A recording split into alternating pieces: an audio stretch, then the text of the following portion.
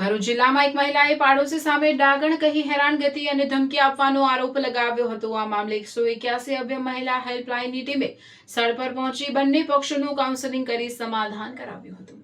ભરૂચ જિલ્લામાં એક મહિલાએ 181 અભય મહિલા હેલ્પલાઇન પર સંપર્ક કરી પોતાના પાડોશી તરફથી થતી હેરાનગતિ અંગે મદદ માંગી હતી। મહિલાના જણાવ્યા મુજબ પાડોશી દ્વારા તેમને ડાકણ કહીને અપશબ્દો બોલવામાં આવતા હતા તેમજ ધમકી આપી હેરાન કરવામાં આવતી હતી।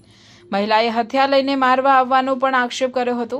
માહિતી મળતા જ ભરૂચ 181 અભિયમ ટીમ તાત્કાલિક સ્થળ પર પહોંચી મહિલાની સાથે વાતચીત કરી સમગ્ર પરિસ્થિતિને સમજવાનો પ્રયાસ કર્યો હતો। ટીમે સૌપ્રથમ મહિલાને જરૂરી માનસિક સાંત્વના આપી તેમની સમસ્યા અને ભય અંગે વિગતવાર કાઉન્સેલિંગ કર્યું હતું। કાઉન્સેલિંગ દરમિયાન મહિલાએ જણાવ્યું હતું કે તેઓ મજૂરી કામ કરીને પરિવારનું ગુજરાન ચલાવે છે અને નાનપણથી દશા માતાનું વ્રત કરે છે।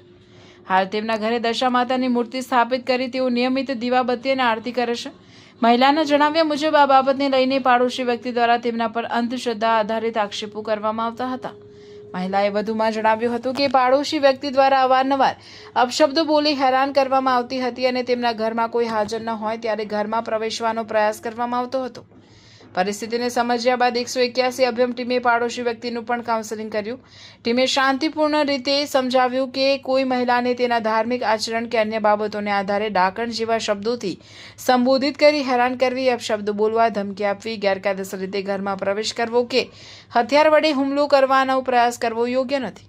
181 અભિયમ ટીમ દ્વારા પાડોશી વ્યક્તિને કાયદાકીય સમજ આપવામાં આવી કે મહિલાને ધમકી આપી, અપશબ્દો બોલી હેરાન કરવી, ગેરકાયદેસર રીતે ઘરમાં પ્રવેશ કરવો કે કોઈ હથિયાર વડે હુમલો કરવાનો પ્રયાસ કરવો એ કાયદેસર ગુનો બની શકે છે અને આવા કૃત્યો સામે ભારતીય ન્યાય સંહિતા 2023 હેઠળ કાયદેસરની કાર્યવાહી થઈ શકે છે। કાઉન્સેલિંગ દરમિયાન 181 અભિયમ ટીમે બંને પક્ષને પરસ્પર સન્માન, શાંતિપૂર્ણ વર્તન અને કોઈપણ પ્રકારની હેરાનગતિથી દૂર રહેવા અંગે સમજાવ્યું હતું।